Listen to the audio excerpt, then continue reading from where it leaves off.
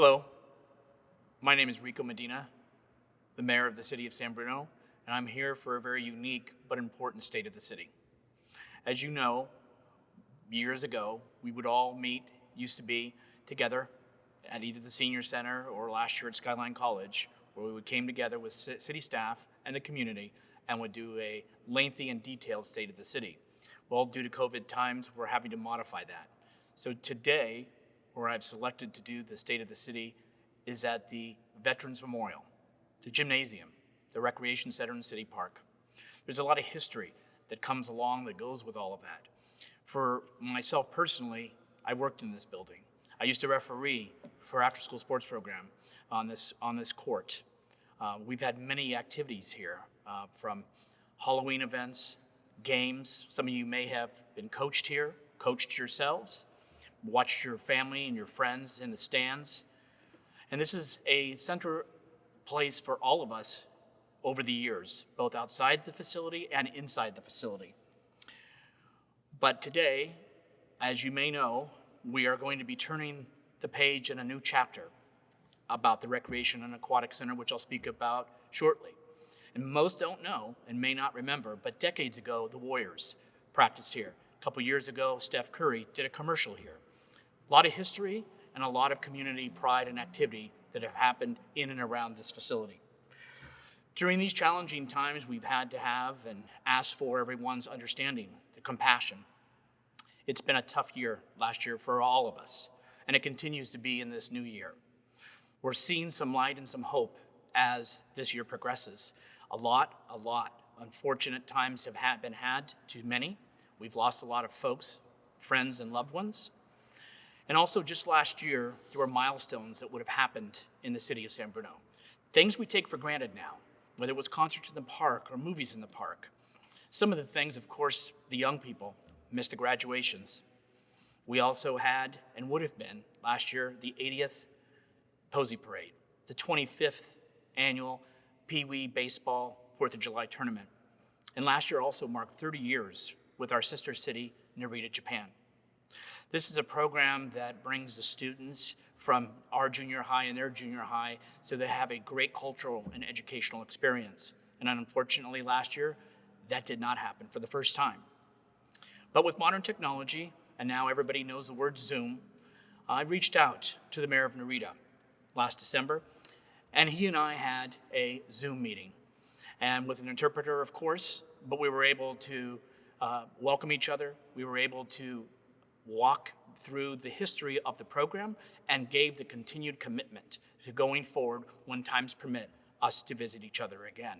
And I want to thank the mayor of Narita, Japan, who's now been the mayor for 14 years and have been very blessed to have that and folks participating in that program. Also, as you may know, we had, we had the 10-year remembrance for the San Bruno pipeline explosion. And even in COVID times, it's a commitment that we, this council, and this community have made to not forget and to always remember. So even in COVID times, there was a kiosk that was put up at the park so that people could come in their own time and reflect about the 10 years that has passed, the devastation that occurred that September of 2010, and the resilience of a community that came together and rebuilt and rebound. And that will always be available and will be housed in the new Recreation and Aquatic Center when it opens. We also, on that night, laid a wreath to remember those 8 who lost their lives and the many scars that are still worn, both physically and emotionally.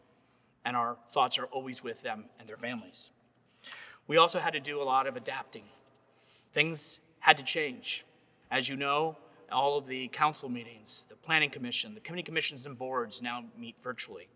However, what did not stop was our commitment to the community, the staff that comes into work, your police and fire responding, your public works team, your parks team, your office staff. Everyone continues to do their job and continues to be there for the community. There was this theory of we are here and we care, and the staff has done just that. What we will also have done is utilities, whether it's city net services, water, sewer, delinquencies were not charged to try to be compassionate and understanding during these COVID times. The City Council also has looked and taken action to suspend the last water and sewer rate increase. We're sensitive to those needs. We've stepped up, whether it's curbside checkout at the library, whether it's still having permits being obtained and inspections occurring. The city staff has had to modify the office environment, but in essence, the services still continue on. And I'm grateful for everyone's patience and understanding. And most importantly, as you know, our senior center, just a loved place that had the senior lunch program. That still continues. The meals are made and delivered so that we ensure that our senior population who enjoyed those nutritious meals are still being provided that same service today. Also last year, we had some racial and social issues, as you know, came to the forefront. They'd always been there, but it became more dominant when it had Mr. Floyd's passing and his death. What the City Council did do is we stood together with the Chief of Police to come together as a community to acknowledge. We wrote a statement, each one of the council members read it, and that was our confirmation and reaffirmation that this is not okay and that we need to make changes along the way. And that is being done. The San Bruno Police Department is reviewing all of their practices and policies, and within about a month, that will be coming toward the City Council for our review and consideration and to see what the chief and the department and the outside person who is reviewing that. Also, as you may remember in the city park, there was a young lady, then a junior, today a senior, who put together a program, an activity where they all came together in a very peaceful and community effort, as we always do in our city, known as the City with the Heart. And we acknowledged and recognized the devastation and the death, and going forward, what a community can do and should do. And therefore, I appointed a Heart Committee consisting of council members Salazar and Mason, consisting of 8 persons in community, from the schools, from the business, from at large, that they come together and talk and go over other opportunities that we can as a community address and make a difference. Also, as you may remember, a few years ago, the city of San Bruno had the Stand Against Hate. And that is something that we brought here to this county that was from the East Bay. And we now do this every year in the month of November, which is acknowledged throughout other communities as well as in the county of San Mateo. And that's our first step that we did then, and we want to continue to be on that path of making change and making it better. As you may know, even with COVID, the census still continued. And this time, every 10 years, we are up about 6% as far as our participation as a community. So I want to thank those that did participate and did make sure they were counted. Even when those odd times happen, COVID or not, the census still must continue. As you know, I alluded to the Recreation and Aquatic Center. That's why I'm here today.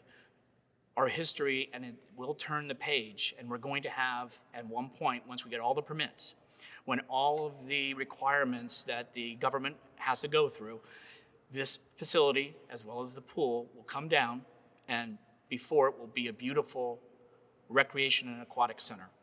A lot of that is thanks to $50 million that the San Bruno Community Foundation has awarded to the city of San Bruno for its efforts and its creation of a new facility.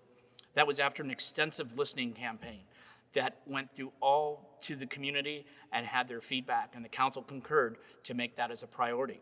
And therefore, you will be seeing, as you may already realize when you drive through, the memorial sculpture has now been moved from the rec center across over by the tennis courts as its first step. And you'll be seeing construction, so we'll ask for your patience when the time comes, once all permits have been issued. Also, there are still emergencies that happen, and there are things that we still need to look forward to in the future.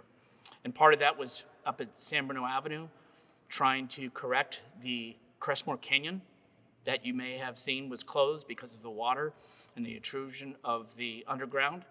That was corrected and fixed thanks to the strong, fast efforts of our staff. But also fire mitigation in the canyon is something else that we went forward. What this staff did, and we went to the federal court, and we asked the judge to convert the hours that were required out of PG&E to be converted into money $3 million, so that it can be dedicated and improve the safety in the canyon. And that's from defensible space. That is the 3 Cs that have been out there doing the work. Those are roads that are now open for emergency vehicles. They're pathways that can be enjoyed, but also give more comfort to our community. That, again, has always been a concern since 2010. Florida Park. That is now, the fence is down, the park is open, and the grass is there, and people are enjoying it. I just drove by it before on my way over here today. And still, the staff is looking for funding and grants in order to finish what we started, and that is a park for that neighborhood and that community, and for all of us to enjoy as residents. Also, as you may know, I want to thank the community who passed 2 ballot measures this last election, and that will help us going forward as we try to continue to solidify and stabilize our city, our government, and our community. What we have done is going forward into 2021, there will be a lot of things that will be happening. There's going to be activities for development. There is going to be the zoning. There is going to be reviewing schedules and other opportunities and things, like I said, with the policing as well. What we want to do is also try to address, and I have appointed a San Bruno Clean Action Committee. It's consisting of Vice Mayor Medina and Council Member Hamilton, with residents to listen and to hear what can be done. What we need to do is take pride and have respect for our community and our streets. It's not okay to drop things on the streets. It's not okay to leave them out when they're considered free for so long, but you need to take the responsibility if somebody doesn't want it. It's not okay for us just to litter and trash our town. We want to make it better. They are listening currently, and you will also find that Councilmember Salazar and I will be holding another cleanup, as was done in the City Hall parking lot. And that's for e-waste, paint, and bulky items, which is free to San Bruno residents. So I want to thank everybody for working so hard on what they've been doing to try to improve the community. Also, the Public Works water and wastewater projects continue on. The capital improvement projects still continue. COVID or not, you'll see them around town, whether it's stormwater or water, etc. Those crews are fast at work, and they are utilizing those monies that the ratepayers have been paying in order to help stabilize and repair and update our infrastructure and our pipes that are some over 100 years old. As I also wanted to say, during these challenging and difficult times, we've had to endure a lot. I think we've taken for granted sometimes what we took for just not even thinking about it. For example, masks. That is something we probably will not see big on this year as it's being recorded. Concerts in the park, movies in the park, the things that we used to be able to do to gather, to celebrate at mass or at people's retirements and weddings and all of those things that we've had to put on hold. But what I do ask and I do encourage us is to still take it so serious. Please wear the mask. Please have the social distance. Please stay in the bubble. Please make sure that you take care of yourself and each other. San Bruno has had a long history of always coming together, always rallying as one, and we still do that today. There's a lot of volunteers that are helping out at the testing sites that we have on Huntington and on Sneath, at the food distribution at Skyline College and at Bel Air. These are folks that are just coming to help one another. I also have to, and very importantly, acknowledge the city of San Bruno and its employees. All of its employees are critical and essential for how this city operates and us being able to handle the COVID-19. It has not been easy on them, and they've had to take precautions and change practices for your safety, for their safety, and for our community's best interests. And without each one of them, I personally want to say thank you, and we wouldn't be able to do it without you.